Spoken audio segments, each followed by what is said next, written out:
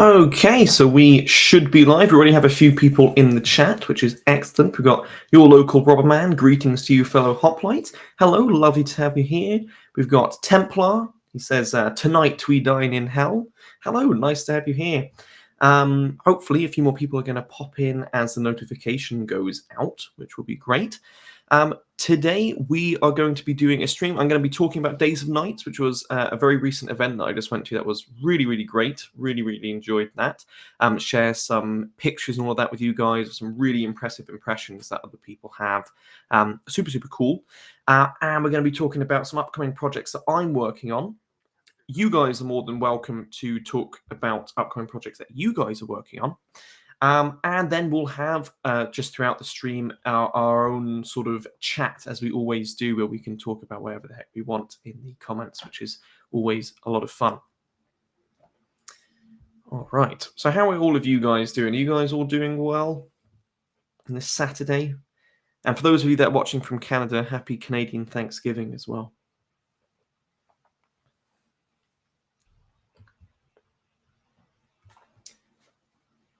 Hey, your local robber man. Hopefully you don't rob me. How's it going? How is everyone? We got Nicholas. Let's go, boys. Oh, yeah, you're in the right place. We're going to have a good time. You're doing very well. Excellent. Very, very happy to hear that. That is awesome. We got 7 people so far, so that's good. First, you know what? Let's start with something that I'm really, really excited about. And I shared this on another live stream, so some of you may have already seen this. But I have, though the Corinthian has a very special place in my heart for helmets, my actual favorite helmet has to be the pig-faced bassinet. And I have finally, at long last, started to get one made for me by Art of Steel in Ukraine. And this is the latest update that I've got from it, and it is just looking so awesome. This is obviously based on, for those of you that know it, A69 from the Wallace collection. And I think they have done just an absolutely amazing, amazing job on this. I'm so excited to see it done. A few more people in the chat here. We've got the Karens next door. They say hello. Hi. We got Mike. Mike is back again. Your hand is blistered from carving out a scabbard core. You're doing it by hand, you madman. I tried doing mine by hand and then got impatient and used a router. But so you're a better man than me. And yeah, so this is the latest update. It will have a full Aventail and a padded Aventail. And I'm really, really excited for this. And unfortunately, the bank account isn't. However, I am going to be starting, and it's something we're going to talk about probably later on as well. I'm going to be starting a Agincourt period medieval impression. And at Days of Nights, I met an absolutely awesome group called Company of the Black Spear. And I'm going to be joining them. So I'm going to start out as just a man at arms, someone who's got helmet, breastplate, gauntlets, and not much else, which is always fun to sort of do an impression of someone a little bit lower on the social ladder, especially as my hoplite impression is like Bugatti level rich. So that's just something I'm really, really excited for. And that group is just super, super nice. Everyone in there was super, super nice to talk to. Those of you that also remember Night Errant from YouTube, he's a part of that group. I got to meet him. Super, super nice guy. All right, let me just read a few more comments. Let me open my chat here.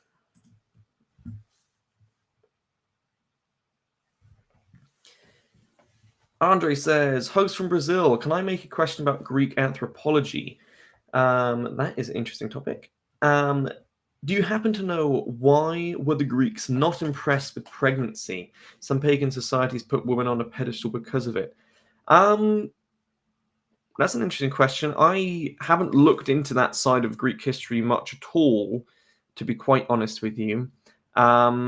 Not impressed by pregnancy. I've actually never heard that before. I know, for instance, it probably varied depending on which city-state.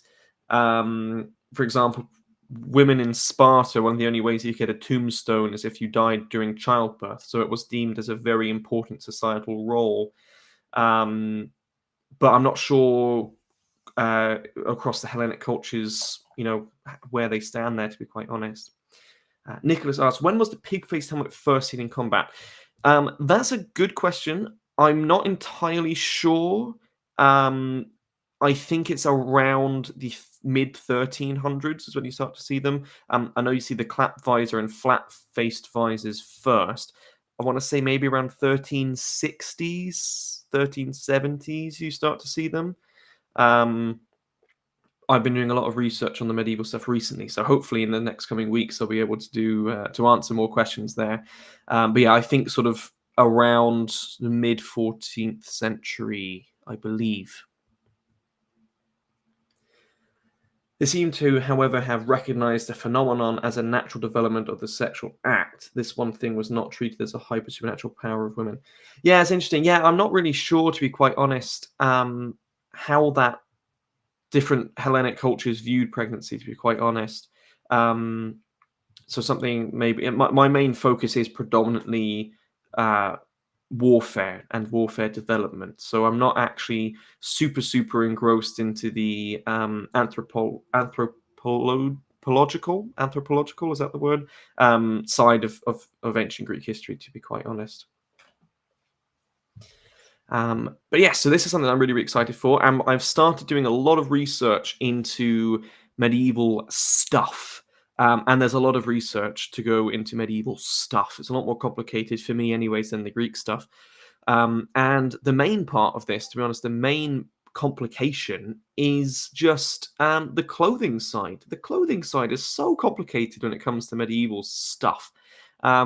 There's so many types of garments, and they all change slightly depending on where you are in the century. And it's like, holy. I think I've managed to find the stuff. I'm saying stuff a lot. The styles of clothing that I need for my around 1400 impression. Mike says that unhistorically, pig-faced bassinets always remind me of Excalibur. Yeah, it's funny. We also have that whole idea of Prince Arthur or King Arthur wearing great helms and all of that. Unironically, for me, that stems a lot from Monty Python. But of course, he was far earlier. It's interesting how that sort of we associate different periods and legends with different types of armament that invariably comes a lot later. But yeah, so I'm looking at basically right now, I'm trying to make as much as I can. I always try and make as much as I can when it comes to my impressions. But when you're making a chiton, which is fundamentally a rectangle of wall, and then you start to try and make a doublet that is a really close-fitted, like, suit, kind of, it's a bit complicated. So I'm not sure. I think I'm going to have to order and commission a lot more of the clothing, unfortunately. But simple things I'm going to try and make myself.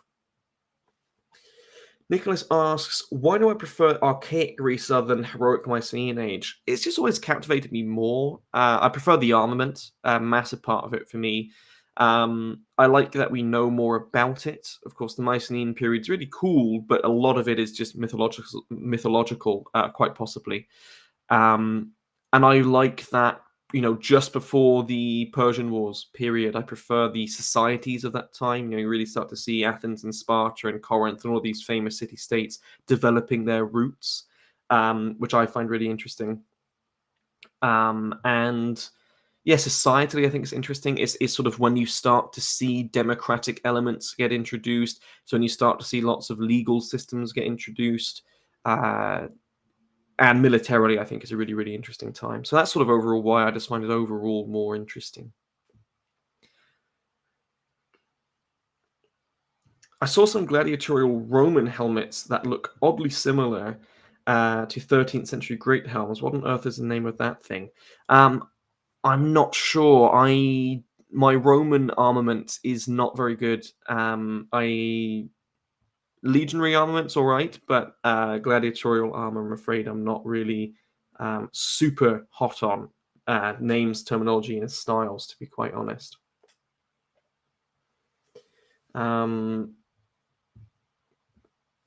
Interestingly enough, actually, so I'll switch back to this screen.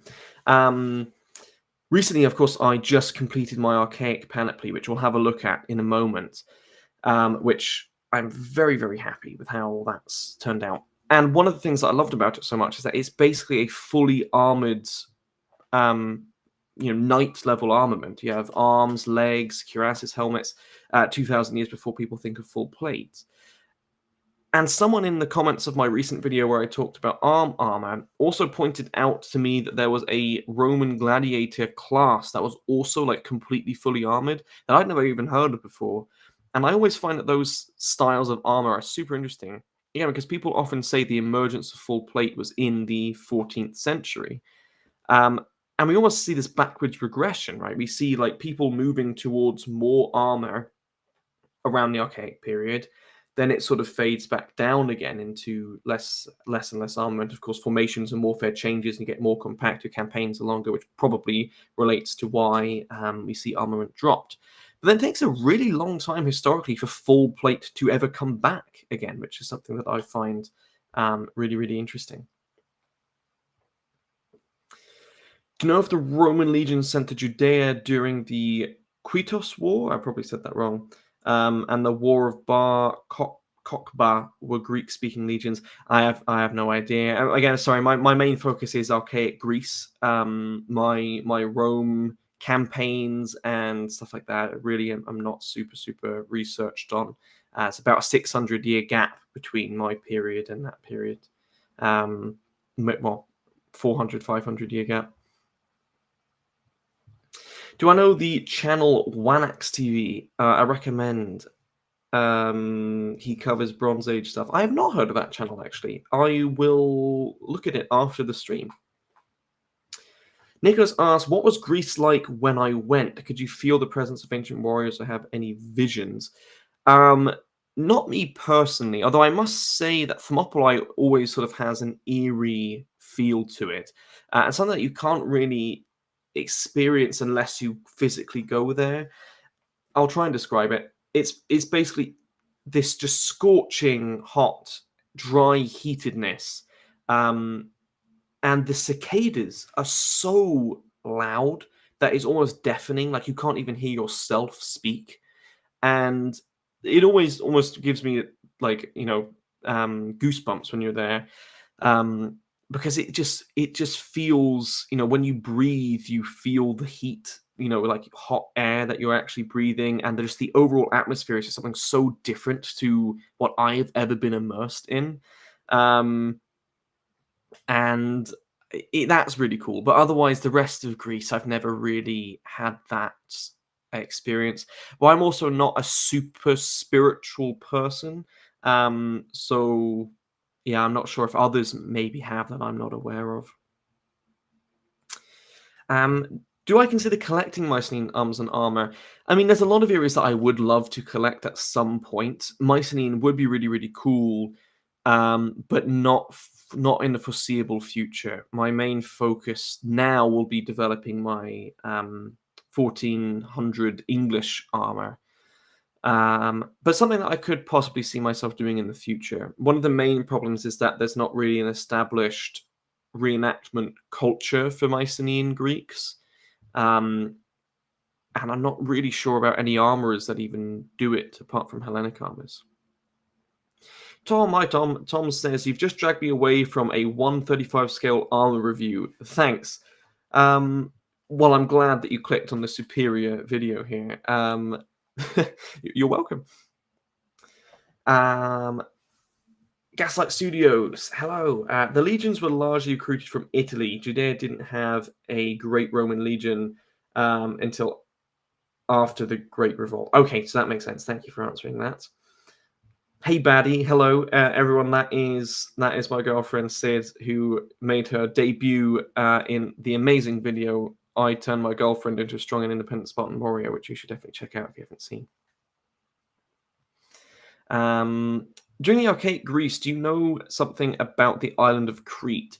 How was Crete during archaic Greece and during classical? Were the Cretan culture is interesting, especially armament-wise, because they actually have a sort of completely distinct style of armor that you don't really see in the rest of Greece, specifically helmets. There's a style of helmet that has been coined the Cretan helmet, which seems to be sort of specific to Crete itself. which is interesting. And Crete is also, out of all of the other sort of Hellenic cities and cultures, is quite separated because it is, of course, on its own island. So it's quite interesting to sort of see some similar but different developments going there. Last well, hello. Nice to have you here. How much the concept of masculinity was related to warfare in ancient Greece? It seems to me that Greeks had a very symbolic ideal to relate and follow the Homeric slash, notably Sparta. Yeah, I mean, masculinity was obviously definitely played a part in warfare, from the armament that you donned yourself in, literally sculpting you into that ideal male physique.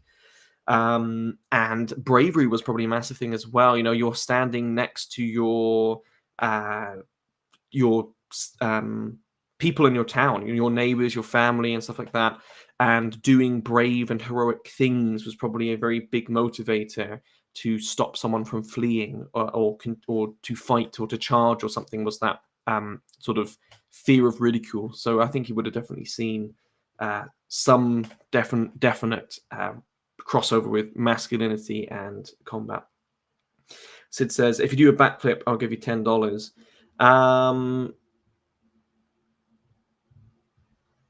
Interesting. I can't do a backflip unless it's into a pool, in which case I might be able to. What gods were worshipped the most in Athens in war times during the Archaic? Was Ares big in Athens too? Interesting enough, Ares often wasn't a particularly commonly worshipped god. Even in Sparta, we have no tomb to Ares, which is interesting. We see in Sparta, their patrons are Athena, Apollo, Artemis, and Zeus. And in Athens, you would have. I'm not sure if Ares was a big player. Definitely Athena, of course. Athens was named by the Archaic period. Otherwise, I'm not actually sure of other common gods. I'm sure Zeus as well. Zeus is a common one because he is, of course, the main man. But otherwise, I'm not actually sure of other gods that were popularly worshipped in Athens at the time. Okay, we've got a lot more questions rolling in, so let me scroll back up. Luke asks, are you UK or US based? I live in Canada, originally from England, but all of our events are US based. Nicholas asks, when the Greek phalanx gets together, do you guys get to spar a lot, or do you not want to damage anyone's shields or armor? I'm thinking about coming to the events, but I really want to mock battle. Awesome. It sort of depends on the event, but a lot of our events we see a lot of sparring. We do a lot of sparring. I myself spar in all of my own panoply, except I wear the transverse crest helmet instead of the one back there, because that one's thinner and risks getting dented. But otherwise, yeah, we do a lot of sparring and phalanx drills and all of that. And yeah, it'd be absolutely awesome if you can come up to events. We have, I always say this in every stream, we have a lot of loner gear available. You guys basically don't need anything to actually get started. We even have loner chitons and clothing if you really can't make a chiton. So yeah, definitely just come out and give it a go. If there's a closer, I'm not sure where you are, US based, which state you're in, but we have events sort of all over, from Virginia, Ohio, Pennsylvania, New York, typically around that part of the US. But we have people traveling in from Florida, even California in some cases, and of course, me and my dad from Canada.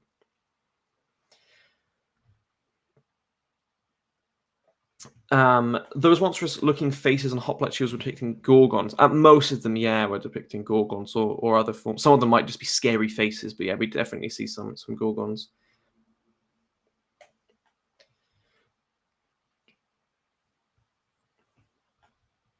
Yeah, I love the Cretan helmets. Yeah, they're definitely a unique helmet. Last of all, Athenians heavily worshipped Athena. She was literally their goddess, while Sparta preferred much more Heracles, from what I have read. Yeah, I mean, obviously, the legend goes that Sacropolis, which is what Athens was originally called, basically had a competition between Poseidon and Athena to who would become their patron god. And Poseidon made a water fountain, and Athena made an olive tree. And the Athenians chose the olive tree, and then Athena became the patron god. which is interesting because Athens became so naval based later on.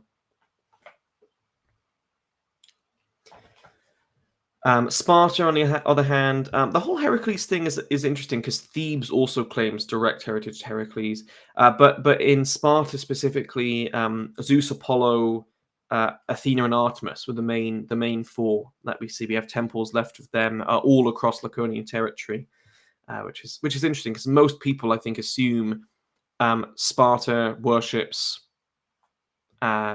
Ares, whereas we don't see any dedications to Ares, I don't believe, in Sparta.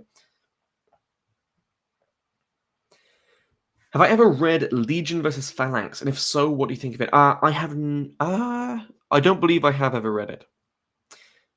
Mike says, do a backflip and panoply. That's for the 50,000 subscriber special. We are closing in. Okay, let me scroll just down a little bit here. Danny Go is here. Hey, Danny, nice to have you here. Luke as well. I was going to ask about your group. Assumed you were in England, but saw you attended US events looking for British groups, but I'm only aware of a Hoplite Association over here. I think the Hoplite Association is the only, or certainly the biggest, operating Hellenic group in the UK. Another one that you can look at is Comitatus, who is typically a Roman group, but they also do ancient Greek groups, but ancient Greek events. But I'm not sure if they just tag along with the Hoplite Association or not. But Hoplite Association is a good group. I definitely recommend checking them out. Used to be one of the biggest in the world. I'm not sure what their numbers are at now. I'm sorry if I screw this name up. Harry Flo. Oh my gosh, I'm terrible with language. Harry Flolowy. Oh my, I'm not even going to try that. I'm so sorry. Harry, I'll just call you. Were the ancient Greeks blonde or blue-eyed, or no? So typically we see ancient Greeks would have had dark hair, typically dark hair, and olive-toned skin. We do have certain accounts of people being pale and blonde with blue eyes. For instance, Helen of Sparta, later Helen of Troy, was supposedly fair-skinned with blonde hair. Achilles is described, I believe, as having either green or blue eyes and blonde hair. And we would have probably seen some people in ancient Greece having blonde hair, but most of them would have probably had darker colored hair and tanned skin. Yeah. What's your opinion on a modern MMA amateur fighter versus an ancient Pancration fighter from the Olympics? Same weight, let's say. They're just a very different style of martial art. So I think they're similar, but also quite different. It would sort of be like comparing different types of modern martial arts together. I think it would just pretty much depend on the rule set that you go by for that combat match. If they're going by same weight class, it means that basically you're biologically fighting people that are very, very similar. So I don't think someone today would have an advantage over someone from 500 BC or vice versa in an actual fight. So really hard to tell. Basically, just comes down to the individual fighter.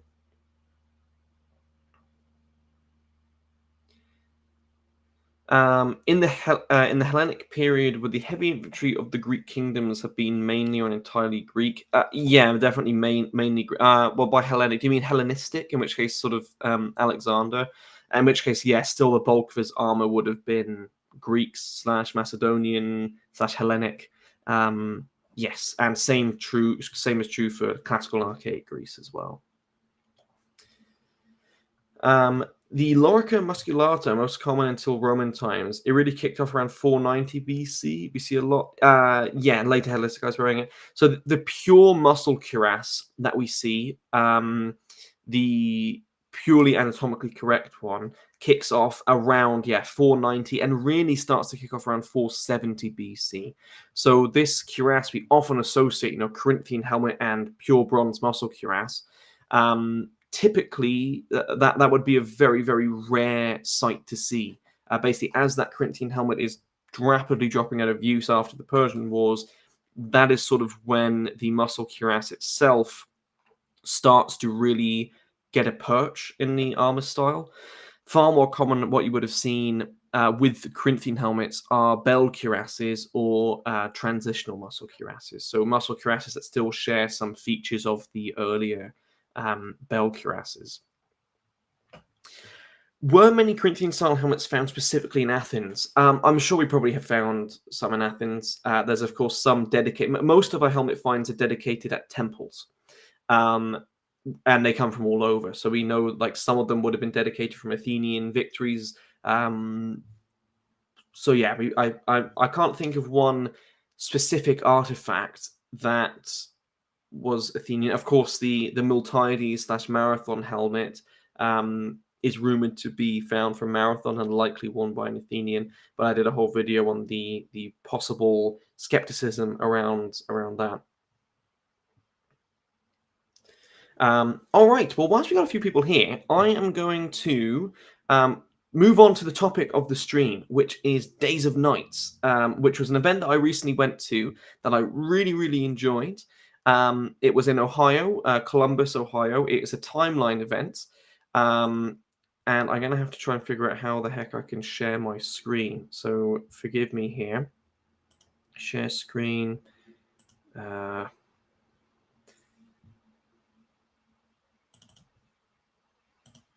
Entire screen. That's what I want. So I think you guys should be seeing my screen, and let me go over to here. So I have some pictures of Days of Nights I thought I'd share with you guys as I talk about the event, which I really, really enjoyed. By far, one of my favorite events of this year.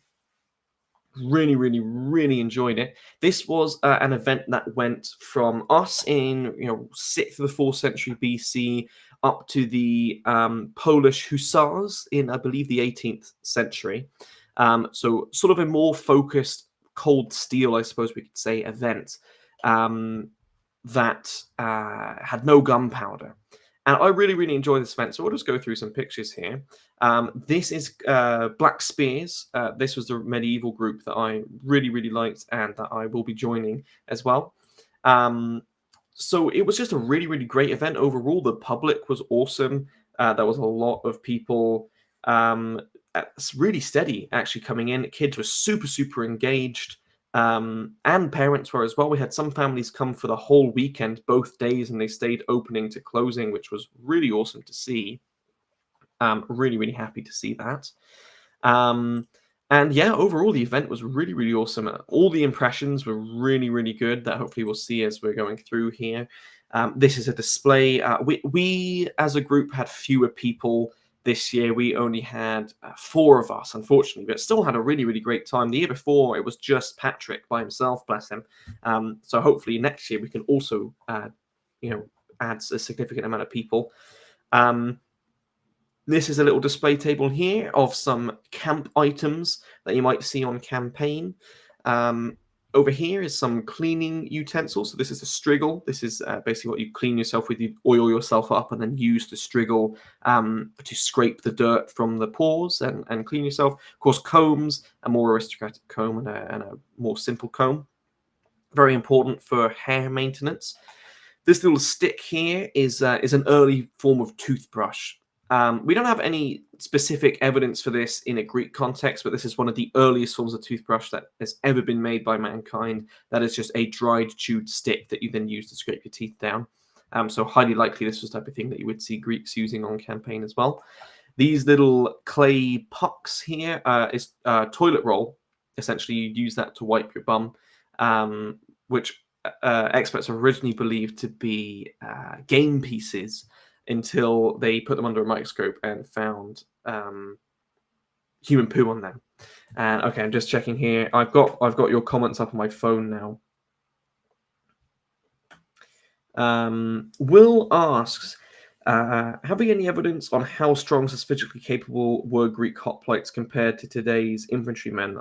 I assume that by their lifestyle, farming, limited medicine, etc.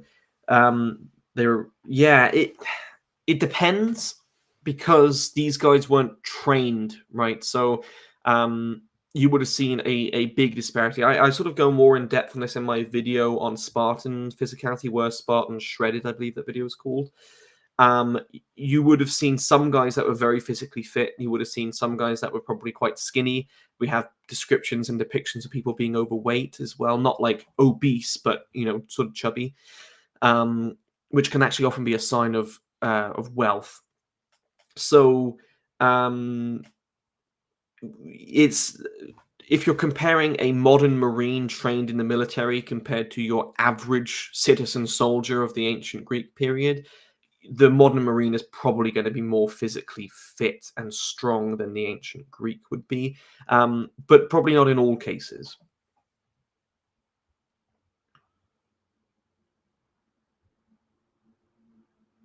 50K subs I have to oil up. That will be on the OnlyFans special where I wear the muscle cuirass, the anatomical feet armor. Yep. Clifton, hey, I saw your video on hygiene items. I find it funny they would oil themselves and scrape themselves just to smell like fish and onions on campaign. Better than BO and filth. But of course, people today still actually use olive oil instead of like sunblock. So olive oil doesn't really have a gross smell to it. And it works quite well. We've had guys. My friend Levi did an experiment, a month-long experiment, where he washed one arm for a whole month just using olive oil and a striggle, and compared it to his other arm where he washed it with sort of modern soap and water. And he said that he basically didn't really notice a difference feel-wise. I'm sure if you analyze the bacterial growth, that there would probably be more on the olive oil cleaned striggle arm, but overall it does work quite well for hygiene purposes. Would the majority of a hoplite formation be unarmored, no chest protection? This is a difficult question because artwork typically shows armored people, completely naked people, which are both sort of heroic images. I think it is highly likely, logistically speaking, that a majority of your hoplites weren't fully armored, almost certainly weren't fully armored, especially as we get into the later periods, like the Peloponnesian War, where more people are sort of getting mass conscripted. I think you would have seen a lot of people who possibly weren't even wearing helmets, but helmet, shield, spear, that was about it. But I think probably as warfare starts to get larger in scale, you would have seen progressively more poorly equipped individuals.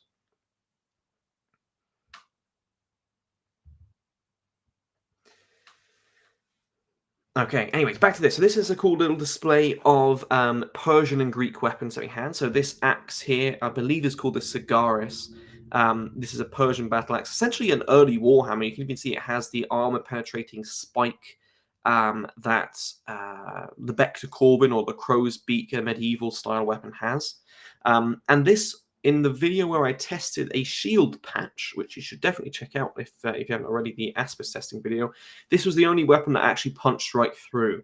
And I actually have a high suspicion that this would probably punch through bronze armor decently easily. Like, you'll have to hit it hard, but out of all the other weapons that armor will be coming up against, I think that this axe would have the highest probability of actually punching through it.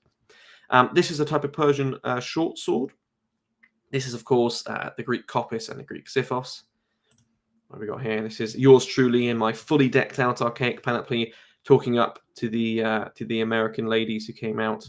And that's Marcus, you can see, just poking his head out there. And Romans behind us. They were a super nice group of guys. Feet pics, you're welcome. These are my anatomical sabatons. Most of you guys have probably seen those.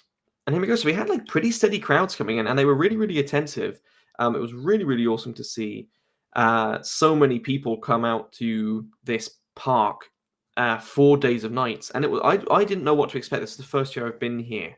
And it was really, really awesome. There was like steady crowds of like 10, 20 people that would come out, and they would stay. Some of them would even stay for like 20 minutes whilst you're talking to them, which is really, really awesome. Clifton says, my family is Sicilian. 60% of my diet is olive oil. Nice. And Tom says, in times of war, would neutral resident aliens in a polis. Sorry, my screen is getting blocked by a heart react, and I can't see the full thing. Have a legal status respected by both opponents. Neutral resident. What do you mean by that? Like foreigners that they're hiring to fight with them, like Scythians? If you can just elaborate on that, then maybe I can give a bit of an extra answer. So it doesn't help that I can't fully read your comment. Moving on. So yeah, but this was our little display. So we didn't have a super big display.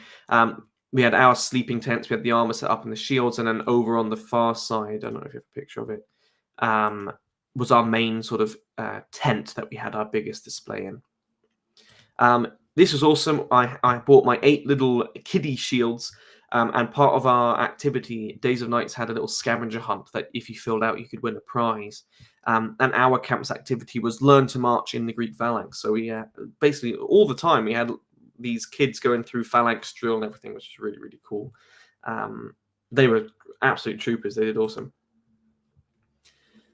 Let's see here. This is the timeline event. So they did a sort of a lineup from here's us in 500-ish BC, and it went all the way to the Polish Hussars that we can't see currently. So this was us. This was the Roman group. Absolutely amazing impressions by the Romans, especially loved the Centurions. And then we have quite a big jump to Viking Age, and then another quite big jump onto Barons' War, I believe it was next. And then as Joe was talking about everyone, we sort of stepped up and did a little demo. But the quality of kit at this event was really great. Here's another side of the timeline. Let me see if I can get more pictures. This was an awesome impression of where is he? Well, this is us. This is us going up, showing off the full panoply, and Patrick had a little bit more of a middle class panoply going on. It's awesome, a little phalanx demo. The Romans went up. Really great impressions. Really love their impressions. I forget this guy's name. He was the representative of the Viking camp, which was awesome to see. And this was one of the only guys here who actually had a full pike, and I'm pretty sure it was a one-piece pike, which I have no idea how the heck he got it there. This thing was like 15-20 foot long. Like he must have got it delivered in an actual truck. So props to him for bringing that out. Almost skewered loads of kids with it. All right. Darth Revan, hey, nice to see you. I have a question. How would you even kill archaic hoplite of your armor? And how did the Battle of the Champions soldiers... Oh my gosh, this YouTube chat thing is so annoying because it has an arrow. There we go. Champion soldiers die in that battle, I think it says. The same way that you kill anyone in armor, you just have to get through the gaps, find ways past the armor, which short swords are good at doing. But again, casualty rates in ancient battles are reasonably low, right? So you're fighting fear more than you're really fighting the enemy. Most of the casualties come when one army runs away, and pretty much every battle ends with one side running away.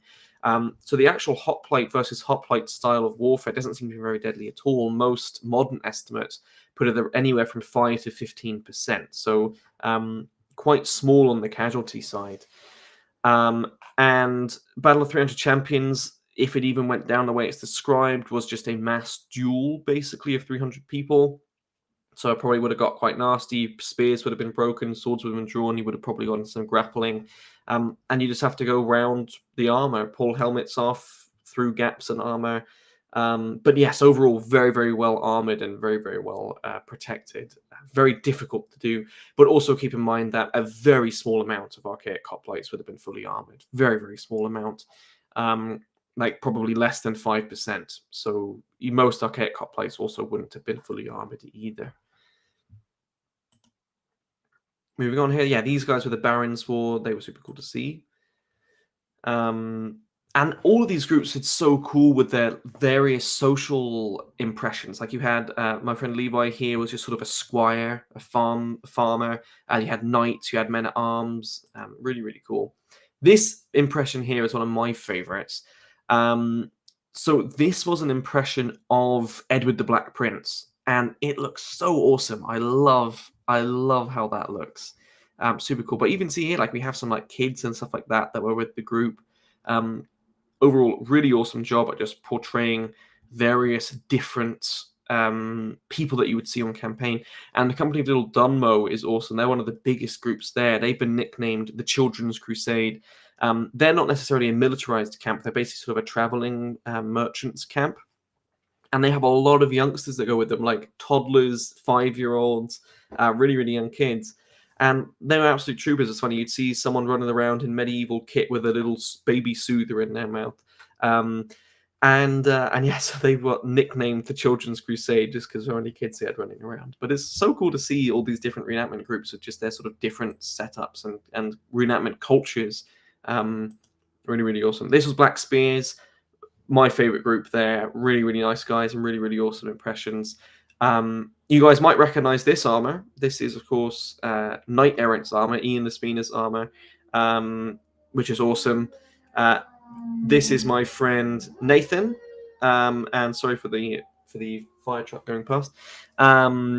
Super nice guy. I met him at Days and Nights, and he actually watches the channel. A couple of these guys watch the channel.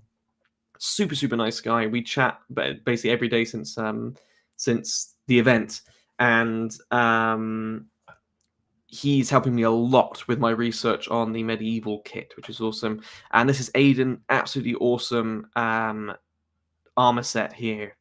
Basically, super, super cool. Anyways, and they were an awesome group because they had so many different impressions, and this is one of the reasons why I'm also entering in at a sort of lower class man at arms, is they have only 2 knights in the group, so Ian and Aiden, the only 2 knights. Otherwise, Nathan is a hired mercenary from Germany. I can't remember. He's not English. Anyways, they're specifically portraying an English camp in the campaign of Agincourt, which I really, really like. And yeah, so they have a lot of just sort of armed men at arms, English longbows.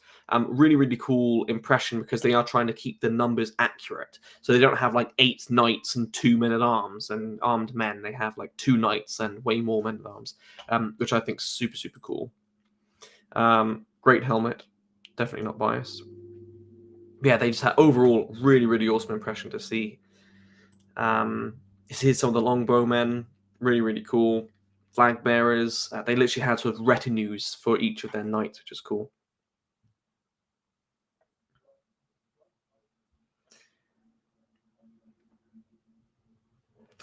Tom asks, were there specialist anti-armor arrows employed by Greeks or other opponents? Not really that we see. Not like bodkins or whatever that we see later on in the medieval period. The Greeks themselves didn't utilize archery that much, but typically you just see cast bronze sort of leaf-shaped arrows, which probably wouldn't have been very good at going through armor. Otherwise, Scythian arrows are ruthlessly sharp. They're like tri-pronged, really, really angular arrows. But in our test against the shield, they didn't poke through 0.5 millimeters. They actually didn't penetrate that. So overall, I would say, unless there's styles of arrows that I haven't seen, we don't typically see anti-armor specific, like later medieval arrows in the period, no. St. Nicholas is here, hello. Mike says that you've seen that tabard in Canterbury. Yeah, quite possibly. I think there's a lot of great stuff in Canterbury. All the different sort of churches and cathedrals have great stuff. Clifton, does this event have a showcase of for different eras? Yeah. So this event goes from ancient Greece all the way to the Wind Hussars. So it spans from the 5th century BC to the 18th century. This is Chris. He's really, really cool harness here of, I want to say, around 1440s-ish. Sort of War of the Roses. Full, I think this is a Milanese harness. Super, super cool. Super nice guy to talk to as well. This is where I start to get a little bit rusty. I think this is an Irish impression. And this is sort of Jamestown era, so settlers of America, I believe. Jamestown settlements. And the Winged Hussars, which is super, super cool. I want one of these for my J Crest. huge wings. And what is also really funny, I overheard one of them talking, and they were like, "I swear to God, if one guy comes and mentions the Sabaton Winged Hussars song, I'm going to lose it." And I was very close just to walking past and play the song on my phone to see what he would do, but I decided not to. And then, yeah, so they lined us all up in this timeline, which was super cool. And Joe did some describing of the armors. This is Justin. This is a member of the Roman group. Awesome impression. Go through some here. These are some close-ups that I got of Black Spears doing their combat demo, which was really cool. So how do you take down an armored knight, which is cool.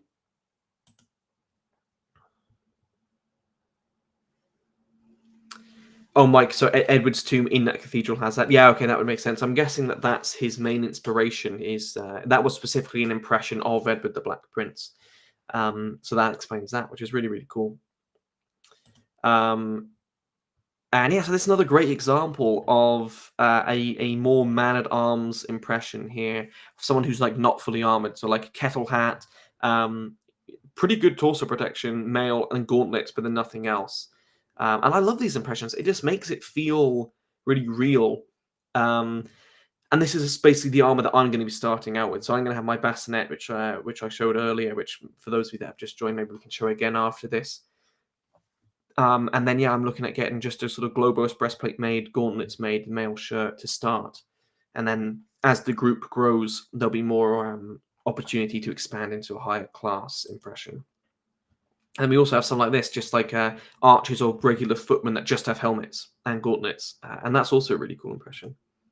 And then, of course, you have the full knight harness, which does look really cool. So there, a super nice bunch of guys, really nice to talk to. And yeah, I'm really excited to join them at events, hopefully next reenactment season, as long as I get my act together over the winter and start making a lot of stuff. Love the sort of Kerberg bassinet visor as well. I do prefer the A69 style personally, the slightly more like pointed snout, but still a really cool visor. Through here, yeah, like I love that impression. Like just really bare minimum. Nice gauntlets though, really nice. So yeah, sort of they're demonstrating different techniques like half swording and grappling and all of that, which was really cool. Great group, and they're relatively young as far as I'm aware. Not very many people. I think they have around 15 members or so.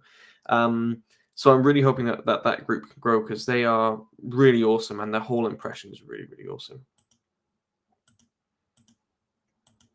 Also, props for the authentic bowl cut. Like that is dedication. That is dedication.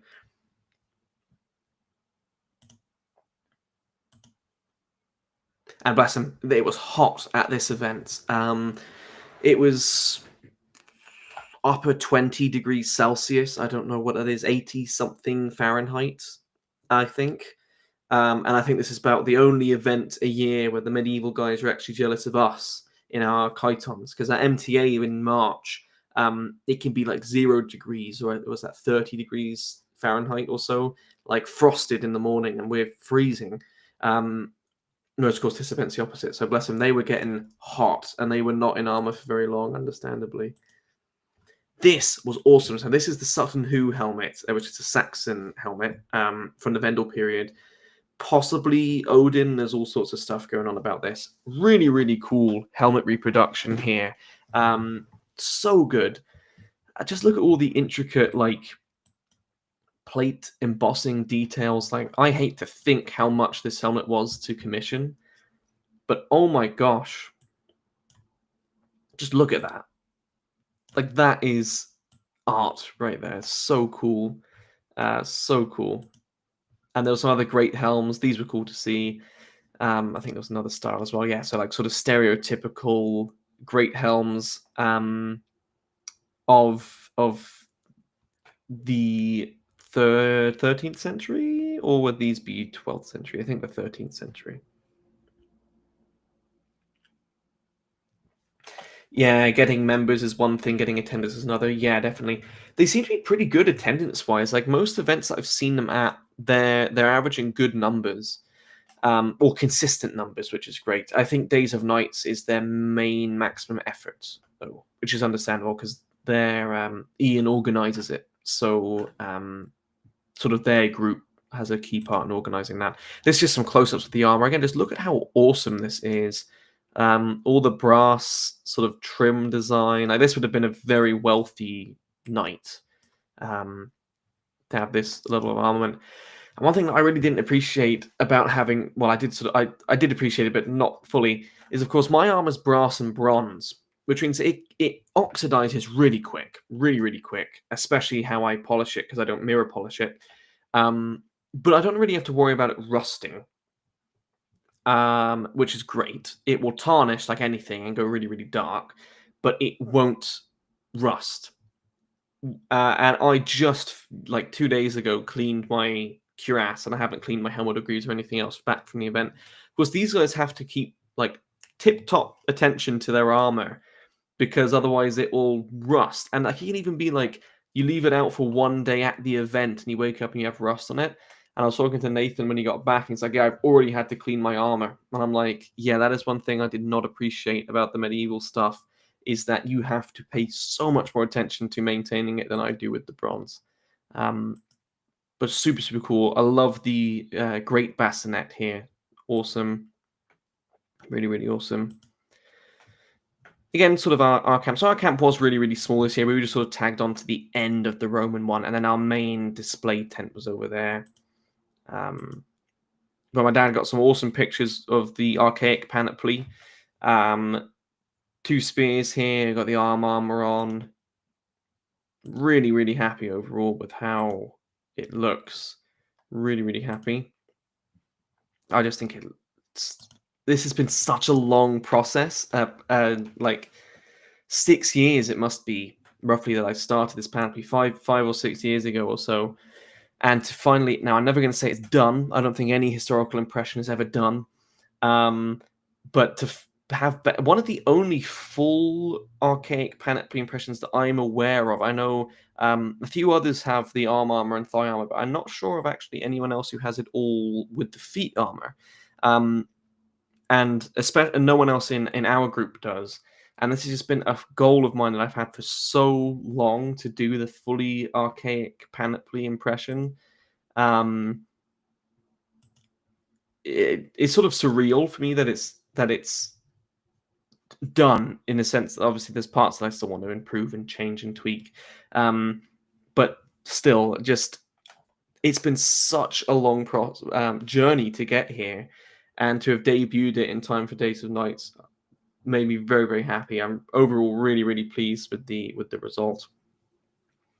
Arab's here. Hey, I'm doing great, thanks. How are you? Nice to have you in the chat. Great Helms would be more 13th century. Yeah, okay, yeah.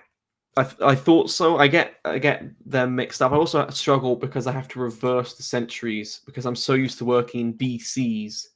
I have to sort of flip them, if that makes sense. Some more sort of close-ups here of the armor. And this is one thing that I love about timeline events, is that you just get these pictures here of like complete time travel, which I think is really funny. Just such a cool impression though from Black Spears. Really cool. This me and Nathan again. 2,000 year difference in armament, yet full plate. I think that's just super cool. And there's a great picture coming up here as well. Look at that. It's going to make me OnlyFans rich. Who's the better OnlyFans model? I think we can all agree that it's me. I love this picture for so many things. So many reasons. It's, for one, I sort of look like C-3PO, but the different styles and Sabatons, same purpose, but so different in style, I really love. And it's like mine obviously doesn't have as much flexibility as the 15th century / late 14th century style Sabaton. But I just love to think that there is 2,000 years difference here for the same piece of armor, and you can just sort of see the stylistic difference. I love that a lot. I think that's really funny. Um, but yes, so that was our foot comparisons. Don't judge us. And then again, so this was a really, really nice Centurion impression. I just love the feathered transverse crest. I wish that we had evidence for feathered crests in a Hellenic context. We have evidence for feathers on helmets, but not actually as a crest, which is unfortunate, but really, really awesome. And then this is me, Justin, and that's Ian, Knight Errant, as many of you probably recognize. And I think that is all of it. So yeah, so that was Days of Nights. Overall, just such an awesome event here. Let me go back to this screen. Such an awesome event. Really, really enjoyed it. If any of you are somewhat local next year to Columbus, Ohio, even a couple hours away, it's a full day of activities and information and presentations, and I would just really, really recommend going. It's super, super cool. And I know I often say this for every uh, stream that I do. If any of you ever want to try reenacting, just let us know, because we have and same, if even if you don't want to do Greek and you want to try another era, every group has opportunities for you to get started without really having to financially invest anything. So much loaner kit available. Just get in contact with a group that you want to try out, that's going to an event that you can make it to, and try it. Just give it a go. I think that you'll really, really enjoy it. It's such an awesome experience to do. So many awesome people that you get to meet. And I honestly just couldn't recommend it more. It's one of my favorite things that I do in my life is the whole reenactment thing. So if any of you are on the fence thinking, do I want to try reenactment? Just give it a go. It's one weekend that you might really, really enjoy it, and might severely punish your bank account if you do get invested in the hobby. And then if it's not for you, that's fine. You don't have to come back. But I know that financial barrier is a really, really big one for a lot of people. But you really don't need much to get started, if anything. So if any of you guys want to ever try Greek, feel free to get in contact with me, or feel free to get in contact with Andrew on the Greek Phalanx Facebook page, and we can definitely sort you guys out with stuff. Harris says, my favorite Rowan helmet is the Italo-Corinthian helmet. Yeah, it's an interesting one. I used to not like it. Then I sort of do like it. Now it's in an in-between sort of stage of I think it's cool. Great example of how helmets can sort of be modeled on other heroic helmets. It's just called a sort of model helmet to look like the up-tipped Corinthian. It's definitely a really, really unique model. Tom asks, would a hoplite having a slave or employee acting as a sort of squire have been common? Yes, almost certainly. Obviously, depends on the class of the hoplite. Some hoplites probably didn't have slaves at all or servants at all. But if you're talking like aristocratic hoplites, then yeah, almost certainly. Especially in the archaic period, I think, where we're sort of described as having, hoplites fighting intermingled with the naked men or the light troops, peltas. I wouldn't be surprised at all if that is sort of like a knightly retinue thing, where that is your servant base, who are basically acting as sea loyal peltas with their hoplite master or leader. But yeah, almost certainly you would have armed. Like Helots got armed as sometimes as hoplites or otherwise as light troops. So yeah, you would have sort of seen that as well. MC Cubing, yo, finally in time for your live stream. Let's go. What's up? You have had bad luck with joining live streams because they basically always end as you join. So it's awesome to have you here. I'm doing very well, thank you. I hope that you're doing well as well. We just were talking about Days of Nights and a little bit of catch up on stuff. And I guess after Days of Nights, I'll go back to this screen for those of you that haven't seen this earlier. So this is something that I'm really, really excited for. This is my upcoming bassinet getting made for me by Art of Steel, and my full sort of research now is going into a circa 1400 English man-at-arms impression to go out with Company of the Black Spear next reenactment season, which I'm really, really excited for. Really, really excited for. I've never reenacted another era. I've always just done Greek.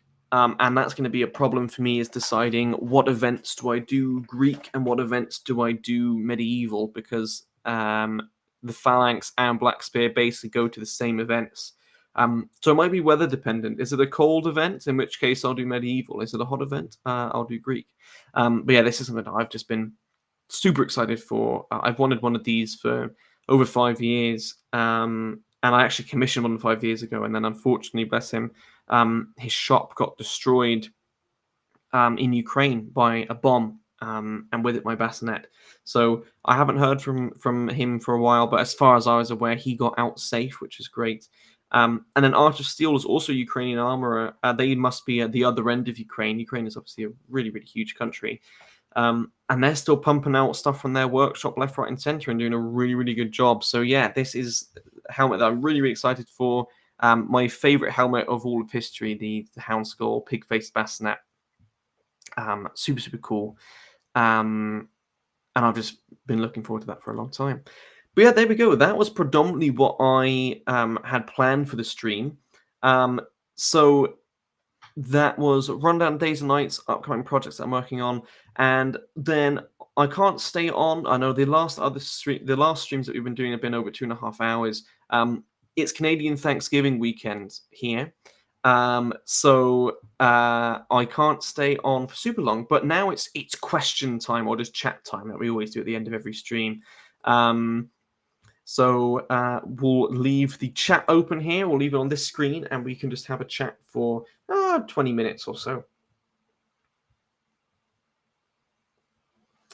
Yeah, like a peck your enemy. Yes, that is that would be something that would be funny to see. Someone headbutting someone with the beaky helmets. Going to enable notifications. Excellent idea. Definitely not biased. Am I going to be joining Medieval Reenactment? Yes, I'm going to be joining a company, the Black Spear, which is a great group that's North American based, that specifically does the era that I want, and also even more specifically, the exact campaign that I want to do. So an Agincourt era English military encampment. So that's a group that I'm going to be joining, that I'm really, really excited to go along with at events. And they're super, super nice guys. I talk to them a lot at Days of Nights. So yes, I am giving Medieval Reenactment a go. Very, very excited for that. Let's see if I've missed any questions. I was scrolling up quite high on the chat because I might well have missed some when I was showing the pictures.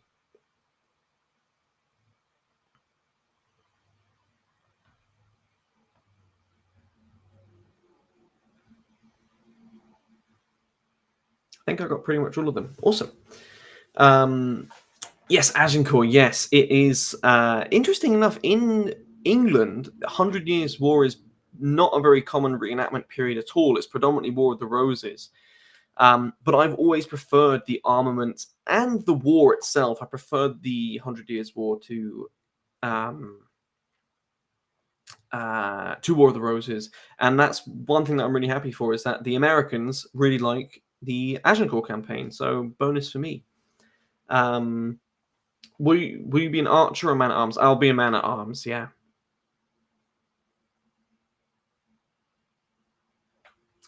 Assume that I'll upload a video about that. Yeah, I will be doing some more medieval styled content, but specifically what I want to do, which is something that I actually find really interesting, is comparing armor from periods. So once I start to build the medieval impression up, I want to be comparing, ancient Greek armor to medieval armor. Why does it change, and why is it so dramatically different? Which I think is a really interesting topic. Used to really dislike the Buatine helmet, but now it really appeals to you. Yeah, the Buatine one's an interesting one for me because it's like cool but also ugly, and I still can't tell. The Pylos helmet used to be like that for me. I used to really dislike the Pylos helmet. Now I respect the simplicity of it. But yeah, no, I get you. Sometimes helmets like that. You look at them, it's like, I don't know if I like that. I don't know if I like that, and sometimes you do. And I feel like it's the same for like lots of pig-faced bassinets. Some pig face bassinets I think look ugly as heck, and others I'm like, that's the coolest someone ever made.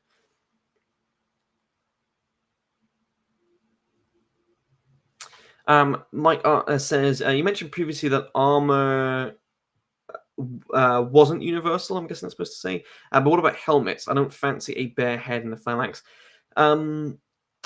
Yeah, so helmets are the priority, but as we get into eras like the Peloponnesian War, where we're basically just trying to equip as many people as we can, I think you would have seen some people who were just wearing like felted pilos hats instead of helmets. They're still thick hats, so they can still offer some protection. Of course, in an ideal world, all of your infantry would have helmets, but I do think that probably most would have. Especially in the archaic period and Persian wars. But I think in times of mass struggle, where you're just sort of trying to equip as many hoplites as you can with bare minimum, you probably would have seen some people with literally just shield and spear. Darth Revan says, will you be at Days of Nights or Loudon next year? The plan's both. Fort Loudon is the Greek Phalanx's main maximum effort event. They were trying to get in contact with the fort to get the weekend shifted because it's in a terrible time weather-wise. It's the first weekend of May, and it always rains like really bad at the beginning of the month. But unfortunately, they're booked for the rest of May in 2026, so it's going to be the same weekend, and our group organizer has a wedding that weekend, so he's going to show up late. But overall, yeah, so Loudon is typically the Greek Phalanx's maximum effort event. We had 35 reenactors last year, and Days of Nights might well have been my personal favorite event. I really enjoyed it. So Days of Nights is hopefully going to be an annual regular for me, so both of those I should be at, but I'll also keep the channel updated as well with events that I'm doing and events that I'm doing medieval and Greek. And it might be that I end up doing some events like split 50-50, where I do like one day medieval, one day Greek, who's sort of played out by ear. War of the Roses, more like Snore of the Roses. Absolutely. Top comment right there. MC Cubing says, I love the 100 Years War too, mainly Agincourt. The vids sound interesting. We'll watch. Perfect. Yeah, 100 Years War is cool. I mean, just the name, 100 Years War, just sounds cool. You know, it just sounds like, wow, that thing lasted forever. I love the military style and fashion of that time as well. I actually just love the actual clothing fashion at the time. I'm not a big fan of the later 15th century, big puffy, Pennywise-looking garments. I like the quite, you know, closely fitting, fancy button-up doublets and stuff. And the armor-wise, it's just super cool. But yeah, Agincourt is always a battle that I've loved. It's also another battle that's shrouded in misconception. Must just be a calling, Thermopylae and Agincourt. But yeah, so that's something that I'm really excited for, is to start getting into a completely different era. And it's a very different era. And it's an era that I hesitate to do videos on because I'm very specific on what I do videos on. I do videos on things that I myself am well versed in, which is why you don't see videos on my channel about like Greek religion, because I've never researched Greek religion very much at all. Whereas military technology development and warfare is something that I massively researched in and had a lot of practical experience in, which is why, to start with anyways, on the channel, I'm going to be doing videos that are. I did one earlier this year that was, why does ancient armor have such little padding, and why does medieval armor have more padding? Videos like that, like why is ancient armor so thin compared to medieval armor, stuff like that. More military focused. And then once my knowledge starts to grow, I mean, I've been doing Greek reenactment since I was 14 or 15, but like I've been super into Greek since I was 6 years old, and I basically never grew out of it. So, you know, more than half my life, I've been interested in Greek stuff. And the medieval stuff's relatively new. Like, I've watched videos and stuff like that, but I've never done super in-depth stuff. There are examples of highly decorated pilos helmets from Messapia in southern Italy. I'm actually not sure. I've never heard of a Sapio before, but yeah, we see some Pilos helmets that have, like for instance, embossed laurel wreaths. We see some crazy ones with like horns and crests. Some Pilos helmets even have cheek guards that are attached and neck guards that are attached as well. Well, the Pilos helmet's a great helmet because it's still quite practical. It protects a large portion of your head. It's a cone, so it's a glancing surface.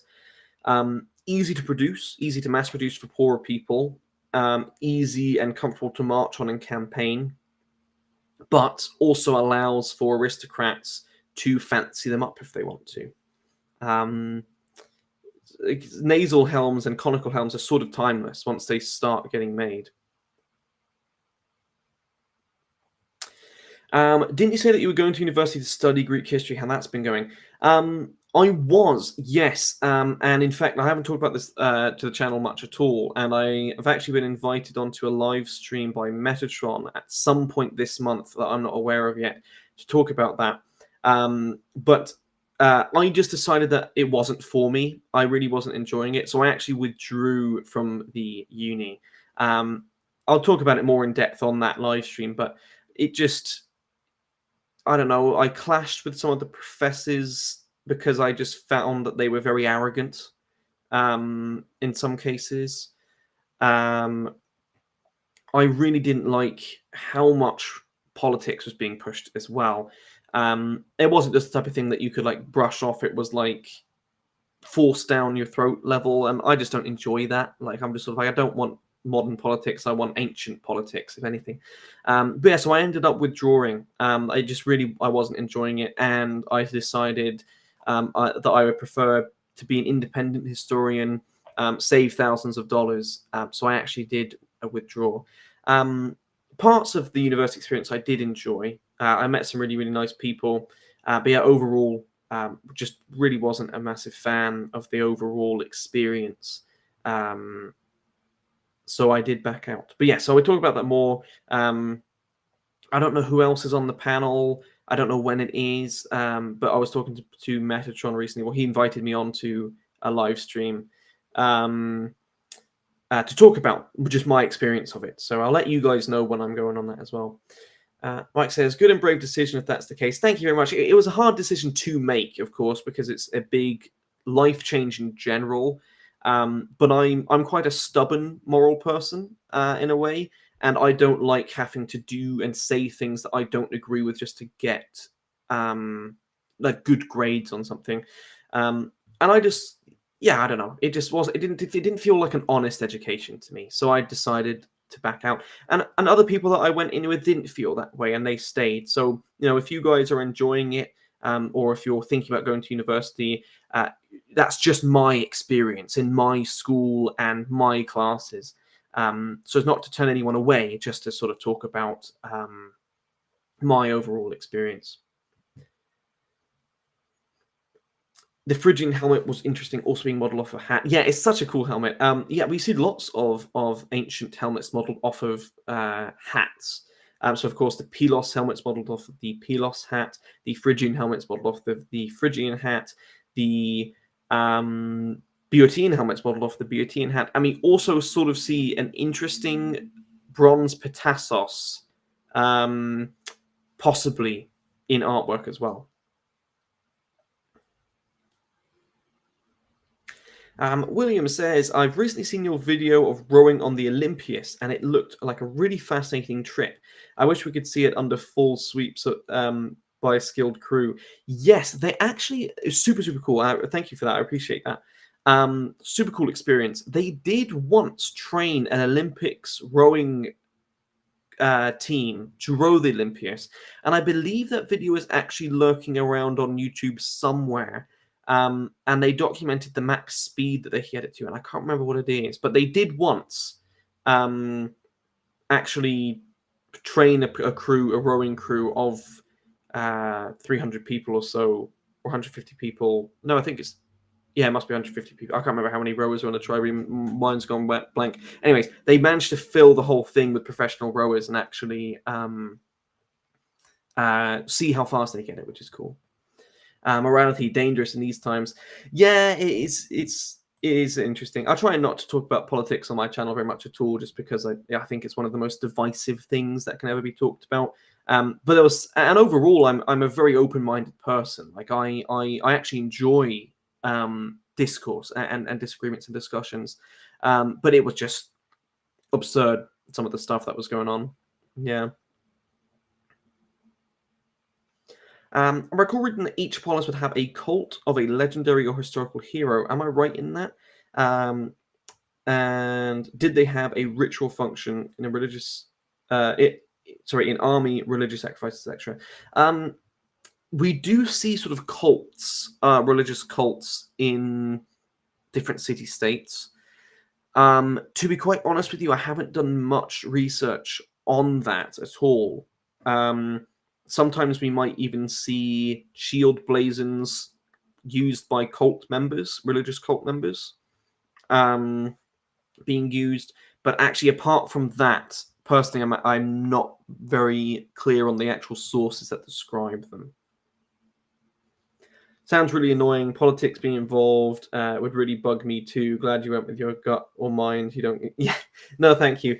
Yeah, no, I appreciate that. And it was a hard and difficult decision, but I think overall it was the best one. Again, I'm $5,000 richer coming out of that because university is not cheap. And yeah, overall, right now, obviously I'm working on YouTube quite a lot. I've been trying to do 2 uploads a week, and I've now started the live streaming, which is fun. I'm also writing an article for Ancient Warfare magazine, which I've got a decent start on. I've had a break on that because of getting ready for Days of Nights, but I'll hopefully be resuming that again next week, on actually recreating a Spartan panoply. So how I recreated my armor, Spartan armor of the time. And then what I'm going to be doing soon is getting my security license, and working a security job for a bit as well.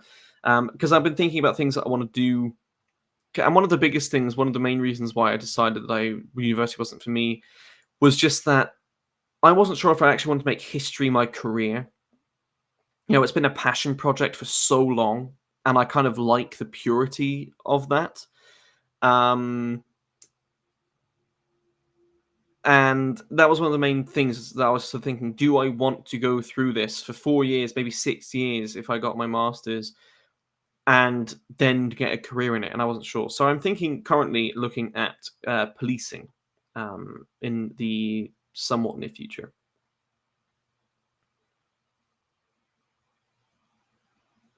Yeah, I don't think I should talk about it in my vids. You want to see the Greek or medieval stuff. Yeah, absolutely. Yeah. No, I agree. I try and keep all of my personal opinions aside when I do my videos.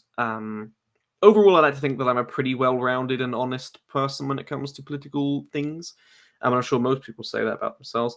But yeah, for me, I just don't think it has any place really in my videos. It doesn't add anything beneficial to them if I talk about my politics or religion or whatever the heck. So I just keep them out.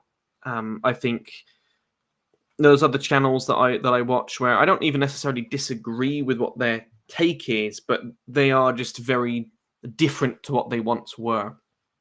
But yeah, so again, I'm going to keep that consistent. I'm not going to change my channel into politics or anything. It started as a history channel. Thankfully, it's managed to gain almost 50,000 followers, which is awesome. I can't thank you guys enough. But it's always going to stay as a history channel. It's not going to branch out into anything else. The content is always going to stay, and I think has pretty much always stayed in the similar ilk. So that's the current plan. It's always going to stay similar to this, what it is now, which is what I enjoy doing while you guys are here watching, and I don't really see any reason why it should change.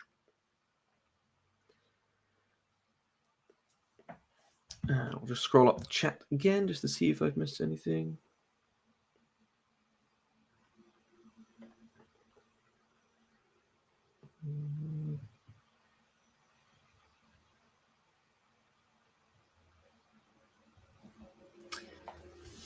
Mike says, have you seen, and I'm not even sure if I'm going to try and pronounce that name because we know how bad my language pronunciation is. That's the kind of renown I'd like hands-on. I haven't. I don't think. I don't recognize the name. But yeah, Rain Man's awesome because it gets you in that hands-on stuff. I'm not sure what style he does, but I'll have to check him out as well. MC Cubing says that magazine sounds really cool. I was curious about how you did that. Yeah, so it's going to be outlined. I'm not sure. Maybe I can also do a video on it after I write the article. But yeah, so the process of how do you go from looking at, secluding in a time period an impression that you want to do, finding like my panoply in this case was a specific sort of build up on one specific figure, one specific figurine, and how you go from art to a finished panoply is sort of what it's going to be on. And a little bit on Spartan armament and warfare at that time period as well. Being a grown and mature person can be a problem in uni. No comment. I like why politics and history separate. Yeah, me too. Yeah, I don't really see why they should be conflated. And in fact, it annoys me when people conflate them sometimes, because especially when people try and use history in quite a disingenuous way to push modern politics. That annoys me. Is it in English? That name. Oh, his videos are in English? Or his name is in English. Jessibas Juissa. Maybe I said that right. Odds are I did not. But yes, yeah, that's always just sort of been my philosophy, is I just don't think that my own personal opinion should really be, well, I try and be as historically honest as I can. I try and present it, just different sides. That's how I try and do it. Oh, it's in Old English. Oh, I see.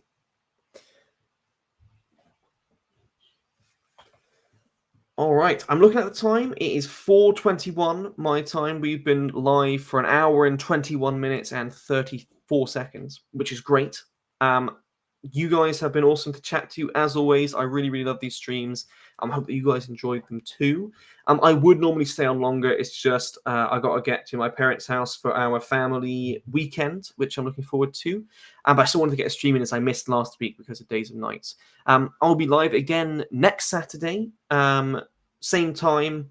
Not sure what we're going to talk about then. We'll have to think of something.